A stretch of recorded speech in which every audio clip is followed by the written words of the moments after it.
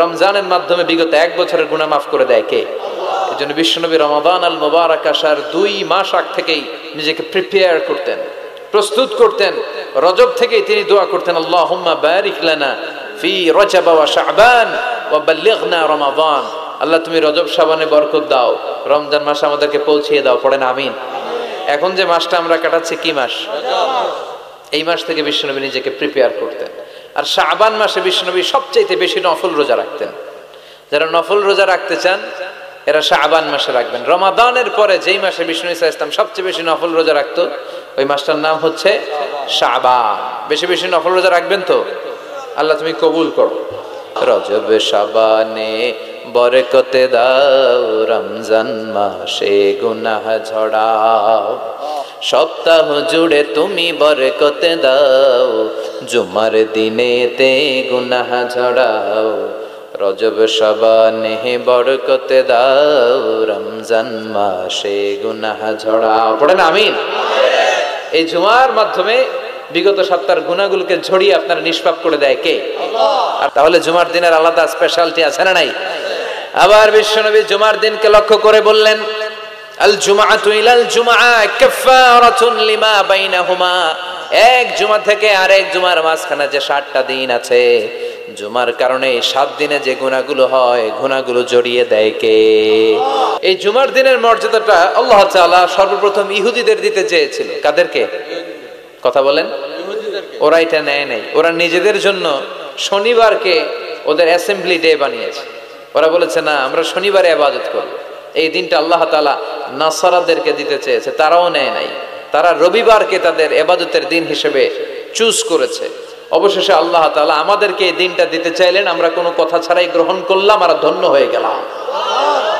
ফাগাদান লিল ইয়াহুদ ওয়া বা'দা গাদিন লিন নাসারা। জুমার দিনটা আমাদের দিন, গাদান মানে তার পরের দিন শনিবার হচ্ছে ইহুদিদের জন্য, আর রবিবার হচ্ছে খ্রিস্টানদের জন্য। আর আমাদেরকে জুমার দিন দিয়ে খুশি হয়ে গেলেন কে? আবার বিশ্বনবী বললেন, জুমার দিনটা এমন দিন, এই দিনে আল্লাহর পক্ষ থেকে বিশেষ ফেরেশতারা মসজিদের সবগুলো দরজার মধ্যে দাঁড়িয়ে যায় এবং জুমার নামাজের আগ দিয়ে খতিব সাহেব আসার আগ পর্যন্ত লিখতে বসে যায়। কে কে মসজিদে ঢুকে নামগুলো তারা কাউন্ট করে, এন্ট্রি করে। সর্বপ্রথম জুমার সালাত আদায়ের জন্য যে মসজিদে ঢুকে, আল্লাহর রাস্তায় উট কুরবানি করলে যেই সওয়াব, ওই ব্যক্তির আমলনামায় আল্লাহ ওই সওয়াব দান করে দেয়। সর্বপ্রথম জুমার দিন যে মসজিদে ঢুকে ফালাহুল বুদনা, তার জন্য থাকে একটা উট কুরবানির সওয়াব। ওনার পরে যে ঢুকবে ফালাহু বাকারা, তার জন্য গরু কুরবানির সওয়াব। 3 নম্বরে যে ঢুকবে ফালাহুল কাবশা, তার জন্য ছাগল কুরবানির সওয়াব। 4 নম্বরে যে ঢুকবে তার জন্য ফালাহু আদ-দাজাজা, মুরগি কুরবানির সওয়াব। 5 নম্বরে যে ঢুকবে তার জন্য আল বাইদা, ডিম কুরবানির সওয়াব। সুবহানাল্লাহ পড়ে। এরপরে ইমাম সাহেব যখন খুতবা দেওয়ার জন্য চলে আসে, ফেরেশতারাও বসে যায়, খুতবা শুনতে শুরু করে। সুবহানাল্লাহ পড়ে। তাহলে এই জুমার দিনের আলাদা সিগনিফিকেন্স আল্লাহর কাছে আছে না নাই? বেশি না কম? আলহামদুলিল্লাহ যে এই দিনটাকে আমরা ছুটির দিন হিসেবে পেয়েছি। 1984 সালে তৎকালীন প্রেসিডেন্ট হুসাইন মোহাম্মদ এরশাদ সাহেবের নাম শুনছেন? হ্যাঁ, উনি এটাকে রাষ্ট্রীয়ভাবে জুমার দিন হিসেবে ঘোষণা করেছিলেন। ওনার কল্যাণে আমরা এই দিনটাকে স্টিল নাও, এখনো পর্যন্ত এটাকে আমরা ছুটির দিন হিসেবে পেয়েছি। উনি ইসলামের জন্য অনেক কাজ করছেন, আবার স্বৈরাচারীও করছেন। তো ভালো খারাপ নিয়েই মানুষ, ঠিক কিনা? খারাপটার আমরা না বলি। আল্লাহ তোমার এই বান্দার এই ভালো কাজটাকে তুমি কবুল করো।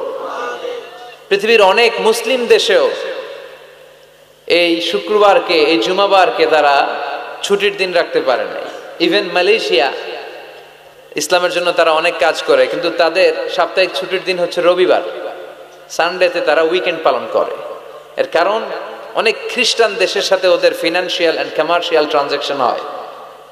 তো শুক্রবারে যদি এই কাজ করে, জুমার দিনে যদি এই কাজ করে, আর রবিবারে যদি তারা করতে না পারে, তাহলে একদিন তারা পিছিয়ে যায়। এই ফিনান্সিয়াল ট্রানজাকশনকে ঠিক রাখার জন্য রবিবারে মালয়েশিয়াতে ছুটির দিন হিসেবে ঘোষণা দিয়েছে। কিন্তু বাংলাদেশে সাপ্তাহিক ছুটির দিন কোনটা? খুশি না বেজার? চিল্লায় পড়ে আলহামদুলিল্লাহ। এজন্য রব্বুল আলামিন বলেন, ইয়া আইয়ুহাল্লাযীনা আমানু ইযা নুদিয়া লিস-সালাতি মিন ইয়াউমিল জুমআতি ফাসআউ ইলা যিকরিল্লাহি ওয়া যারুল বাই', যালিকুম খায়রুল লাকুম ইন কুনতুম তা'লামুন। সুবহানাল্লাহ পড়েন। আল্লাহ ডেকে বলে, গোলাম ও আমার ইমানদার বান্দারা, আমার বিশ্বাসী বান্দারা, জুমার সালাতের জন্য যখন আজান দিয়ে দেয়া হয়, ফাসআউ ইলা যিকরিল্লাহ, আল্লাহর স্মরণের দিকে তোমরা ধাবিত হও। ওয়াযারুল বাই', কেনা বেচা বন্ধ করে দাও। যালিকুম খায়রুল লাকুম ইন কুনতুম তা'লামুন, এটাই তোমাদের জন্য কল্যাণকর যদি তোমরা জানতে। সুবহানাল্লাহ পড়ে। ও বিশ্বাসীরা, কারা? মানে আমরা, আমাদেরকে অ্যাড্রেস করে কথা বলছেন, ভাল লাগে না? আল্লাহ যখন আমাদেরকে ডাক দেয়, ভাল লাগে আপনাদের? আল্লাহ আমাদেরকে ডেকে বললেন, গোলাম জুমার সালাতের যখন আজান হয় তখন তোমরা আল্লাহর জিকিরের দিকে ধাবিত হও। এই আজান দ্বারা উদ্দেশ্য হচ্ছে খুতবা দেওয়ার আগে যে আজানটা দেয়া হয়, বুঝতে পেরেছেন? খুতবা দেওয়ার আগে একটা আজান দেয়া হয় না? দুর্ভাগ্যবশত এই দেশে ওই আজানটা খুব আস্তে আস্তে দেয়, ইমাম সাহেবের মুখের সামনে এসে ছোট্ট ছোট্ট করে দেয় যাতে কেউ শুনতে না পারে, দেয় না এরকম? কিন্তু গোটা বিশ্বে রফিক ভাই এই আজানটাও মাইকে দেয়, এই আজানটাও মাইকে দেয়। আপনাদের এই চান্দোলাতে এবার আমি জুমা পড়ালাম না, দেখলাম এইখানেও আমার সামনে, আমার কানের সামনে এসে এসে আমারে শোনাইতেছে। তাই আমি বললাম এটা মাইকে দেন, জোরে দেন। বলা হচ্ছে যে না, আশেপাশে ডিস্টার্ব হবে। কিন্তু সুন্নাহ হচ্ছে আজান মানে অ্যানাউন্সমেন্ট। আযান বিমা'না আল ই'লান, অ্যানাউন্সমেন্ট, ঘোষণা। তো ঘোষণা আসতে দিলে হবে? কথা বলেন। এটাও জোরে দেয়া সুন্নাহ, এটাও আওয়াজ করে দেয়া সুন্নাহ। কি কারণে এদেশে দেয়? আল্লাহু আ'লাম, আল্লাহু আ'লাম। গোটা বিশ্বে আপনি দেখবেন, আপনারা যারা হজ উমরা গিয়েছেন দেখবেন এই আজানটাও মাইকে দেয়, জোরে দেয়, যাতে লোকজন তাড়াতাড়ি চলে আসে। মূলত এই আজানটাই জুমার আজান। এর 1 ঘন্টা আগে আমরা বাংলাদেশে যেটা দেই, এটা আল্লাহ রাসূল সাল্লাল্লাহু আলাইহি ওয়াসাল্লামের জামানায় ছিল না, এটা সাইয়েদনা আবু বকরের জামানায় ছিল না, ওমরে ফারুকের জামানায় ছিল না। এটা শুরু হয়েছে সাইয়েদনা উসমান যুন্নুরাইনের জামানা থেকে। তখন মুসলিম ওয়ার্ল্ড খুব বেশি এক্সপান্ড করতে শুরু করলো, বাড়তে শুরু করলো। মুসলমানদের সংখ্যা অনেক বেড়ে গেল, মসজিদে গিজ গিজ করে লোকজন জায়গা হয় না। তো তখন মানুষ যেন জুমার সালাতের এই বরকত, এই মার্সি ব্লেসিংস থেকে বঞ্চিত না হয়ে যায়, মানুষকে আগ থেকে সতর্ক করার জন্য মদিনায় একটা বাজার আছে সুক জাওরা। এই সুকে জাওরার এখানে উনি এই নতুন একটা আজানের প্রচলন করলেন। আলহামদুলিল্লাহ পড়েন। এটাও সুন্নাত, এটা সুন্নাতে উসমান। বিশ্বনবী বলেছেন, আলাইকুম বিসুন্নতি ওয়া সুন্নাতিল খুলাফাইর রাশিদিন আল মাহদিয়িন আব্দু আলাইহা বিন নওয়াজিস। তোমাদের উচিত আমি বিশ্বনবীর সুন্নাতকে যেমনি আঁকড়ে ধরা, আমার 4 খলিফার সুন্নাতকেও তেমনি মারির দাঁত দিয়ে আঁকড়ে ধরা। চিল্লায় এখন ঠিক কিনা?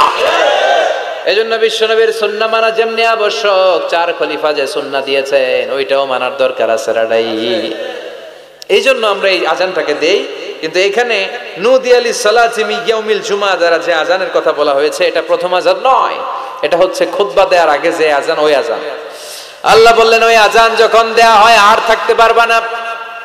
প্রথম আজান দেয়া হয়েছে, দেরি হয়েছে, গোসলের পানি নাই, ব্যস্ততা, দেরি হয়েছে, সমস্যা নাই। কিন্তু দ্বিতীয় আজান যখন দেয়া হয় তখন আর ঘরে বসে থাকা যাবে না। এজন্য আল্লাহ বললেন ফাসআউ ইলা যিকরিল্লাহ, আল্লাহর জিকিরের দিকে ধাবিত হও। ফাসআউ এর শাব্দিক অর্থ হচ্ছে দৌড়াও। ফাসআউ এর শাব্দিক অর্থ কি? আসলে এখানে দৌড়াও উদ্দেশ্য নয়, এখানে উদ্দেশ্য হচ্ছে আল ইহতিমাম, ইম্পর্টেন্স, গুরুত্ব দেয়া। কারণ বিশ্বনবী দৌড়ে দৌড়ে নামাজে যেতে নিষেধ করেছেন। ইযা উকিমাতিস সালাতু ফালা তাতুহা তাসআউন ওয়া আতুহা তামশুন আলাইকুম বিস-সাকিনা ফামা আদরাকতুম ফাসাল্লু ওয়া মা ফাতাকুম ফাআতিমু। বিশ্বনবী বলেছেন নামাজের জামাতের ইকামত যখন হয়ে যায়, খবরদার দৌড়ে দৌড়ে নামাজে যাওয়া যাবে, আস্তে আস্তে যাও, হেঁটে হেঁটে যাও। ফামা আদরাকতুম ফাসাল্লু, যতটুকু যে পাবে আদায় করবে, যেটা ছুটে যাবে দাঁড়িয়ে নিজে নিজে পড়বে। কবুল করে নেয়ার মালিক কে? নামাজের জামাত দেখে দৌড় দিবেন? কিভাবে যাবেন? আস্তে আস্তে। আপনি দৌড়ে দৌড়ে গেলে আপনার ব্রেথ ইন ব্রেথ আউট, হাঁপানির ব্যারাম হবে। নামাজে যদি আপনি হাঁপাতে থাকেন, এটা সুন্দর লাগবে? আপনি কার সামনে দাঁড়াচ্ছেন? সব রাজার বড় রাজা, মহারাজা, চিল্লা এখন ঠিক কিনা? তার সামনে দাঁড়িয়ে হাঁপানির ব্যারাম দেখানোর কোনো সুযোগ? ধীরস্থির ভাবে যাবেন। অনেকে এই কাজটা করে। মাগরিবের নামাজ, ইমাম সাহেব কেরাত ধরেছে ওয়াদ-দুহা ওয়াল লাইলি ইযা সাজা। যারা ওযু করতেছে, আমার নিজের দেখা, যারা ওযু করতেছে এদের মুখস্থ এই সূরা, তো এরা টের পাচ্ছে যে এখনই রুকুতে যাবে, আর দৌড় না মারলে রুকু ধরা যাবে। এখন কোন রকম ওযু করে দিছে দৌড়। মসজিদে ছিল টাইলসের মসজিদ, উল্টায় পড়ছে, মুসল্লি একদিকে লুঙ্গি আরেকদিকে। আছে না নাই? আমি নিজে দেখছি আমাদের এলাকার এক খাদেম দৌড় মাইরা উল্টায় পড়া 3 মাস ওর পা ভাঙা অবস্থায় মসজিদে পড়েছিল। অধিকাংশ মসজিদ এখন টাইলসের। এজন্য বিশ্বনবীর দেয়া নিয়ম ভাঙলে বিপদ আছে না নাই? বিশ্বনবীর সুন্নাহ আছে যেখানে বারাকা আছে। এজন্য জামাত যদি শুরু হয়ে যায় দৌড় দিবেন কারা কারা? হাত তোলেন। তুলবেন? কেউ তুলবেন না? আচ্ছা, তার মানে জামাত শুরু হয়ে গেলে দৌড়ে দৌড়ে জামাতে যে শরীক হওয়া যাবে, আস্তে আস্তে যাবেন, যা পাবেন পড়বেন, বাকিটা আদায় করে নেবেন। কবুল করে নেবে কে? এজন্য আল্লাহ বললেন ফাসআউ ইলা যিকরিল্লাহ, যখন জুমার সালাতের আজান হয় আল্লাহর স্মরণের দিকে ধাবিত হও। যিকরিল্লাহ, এখানে যিকরুল্লাহ দ্বারা উদ্দেশ্য হচ্ছে খুতবাতাইন, জুমার 2 খুতবা। ফাসআউ ইলাল খুতবাতাইন, খুতবা শোনার জন্য তাড়াতাড়ি মসজিদে তোমরা ধাবিত হও। জুমার এই খুতবা শোনা কিন্তু ওয়াজিব, জানেন আপনারা? জানেন না? এই খুতবা শোনা ওয়াজিব, জুমার খুতবা আপনাকে শুনতেই হবে। যিকরুল্লাহর অনেক অর্থ। জিকির মানে শুধু লা ইলাহা ইল্লাল্লাহ নয়, জিকির মানে সালাত। জিকির মানে কি? মেটঙ্গরের ভাইরা বুঝতেছেন? মনোযোগ আছে না গেছে? কষ্ট হচ্ছে আপনাদের? তাকবীর দেয়া যাবে? জোরে না আস্তে? দেখি কত জোর। লিল্লাহি তাকবীর। এই আপনাদের জোর? হ্যাঁ, এর চেয়ে বাড়বে না ভলিউম? বাড়ানো যাবে? লিল্লাহি তাকবীর, লিল্লাহি তাকবীর, লিল্লাহি তাকবীর। এই যিকরুল্লাহর অনেক অর্থ। জিকির মানে সালাত। প্রতিদিন যে 5 ওয়াক্ত সালাত আপনি আদায় করছেন এটার অপর নাম কি?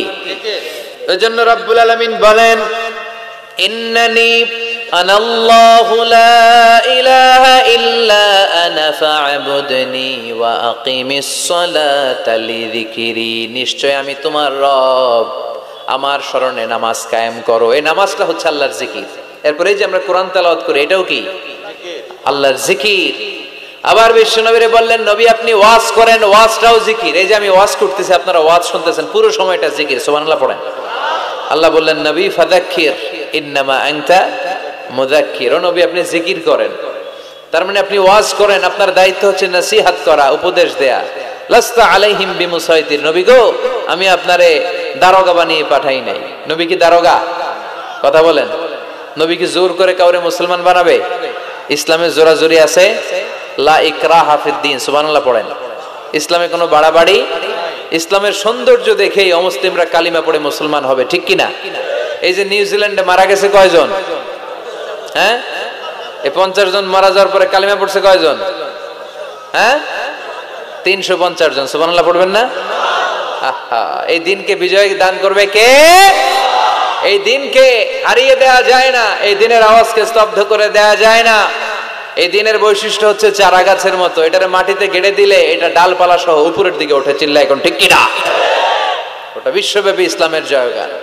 কনভার্টেড রিভার্টেড মুসলমানের সংখ্যা বাড়ছে এবং বাড়বে। ইসলামের এই গতি, এই অগ্রযাত্রা, এটাকে কেউ ঠেকায় রাখতে পারবে? ধারণা করা হচ্ছে অল্প কিছুদিনের ব্যবধানেই, অল্প কিছুদিনের ব্যবধানেই ইউরোপ আমেরিকাতে মুসলমানরা সংখ্যা গরিষ্ঠ হয়ে যাবে। সুবহানাল্লাহ পড়েন। বাইনোকুলার দিয়ে খুঁজেও একজন অমুসলিম খুঁজে পাওয়া যাবে। ইতিমধ্যেই তারা তাদের চার্চগুলো বিক্রি করতে শুরু করেছে।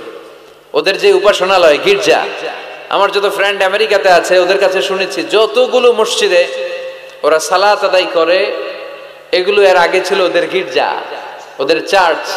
এখন চার্চের ইমাম ছাড়া আর মুয়াজ্জিন ছাড়া কেউ থাকে না, সারা বছরে কেউ আসে না। পরে দেখলে এই চার্চ রাইখাই লাভ নেই, এগুলোর দে বেচা। মুসলমানদের কাছে ওদের গির্জা বিক্রি করে দিচ্ছে আর মুসলমানরা এগুলোর মসজিদ বানায় নিচ্ছে। মসজিদ বানায় নিচ্ছে। বিষ্ণু বললেন ইন্নাল্লাহা যাওয়ালিয়াল আরদা ফারাআইতু মাশারিকাহা ওয়া মাগারিবাহা, আল্লাহ তাআলা পৃথিবীটার এরকম ছোট মিনিয়েচার বানিয়ে আমাকে দেখিয়েছে।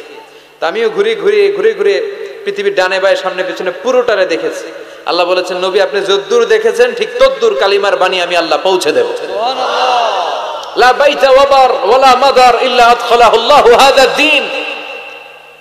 বিষ্ণু বললেন পৃথিবীতে এমন কোন ছনের ঘর থাকবে না, টিনের ঘর থাকবে না, দোতলা ঘর থাকবে না, বিল্ডিং থাকবে না, টাওয়ার থাকবে না, মরুভূমি আর জঙ্গল থাকবে না যেখানে লা ইলাহার বাণী উচ্চারিত হবে না।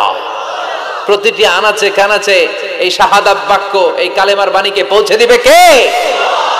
এজন্য we are proud of as a Muslim. আমরা ইসলাম ধর্ম গ্রহণ করার কারণে অহংকার বোধ করি, গর্ববোধ করি, আল্লাহ শুকরিয়া করি, ঠিক কিনা? সাইয়েদনা ওমর ফারুক বলতেন, নাহনু কওমুন আ'আজ্জানাল্লাহু বিল ইসলাম। আমরা তো এমন জাতি যে জাতিকে আল্লাহ তাআলা ইসলাম দিয়ে সম্মানিত করেছে। ফাইন ইবতাগাইনাল ইজ্জাতা বিগাইরিহি আযাল্লানাল্লাহ। ইসলাম রেখে দিয়ে অন্য কোথাও যদি আমরা সম্মান খুঁজি, আমাদেরকে অপদস্থ আর অপমানিত করবে কে? এজন্য ইসলাম আছে যেখানে আমরা আছে। এই জিকিরের অনেক অর্থ। তাহলে আমরা পেলাম জিকির মানে কোরআন, জিকির মানে সালাত, জিকির মানে ওয়াজ, আবার জিকির মানে লা ইলাহা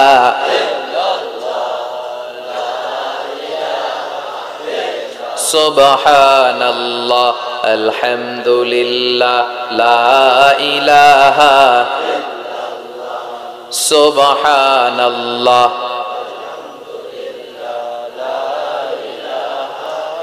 লা ইলাহা ইল্লাল্লাহু মুহাম্মাদুর রাসূলুল্লাহ সাল্লাল্লাহু আলাইহি ওয়াসাল্লাম। তার মানে জিকির মানে সালাত, জিকির মানে কোরআন, জিকির মানে ওয়াজ, আবার জিকির মানে লা ইলাহা।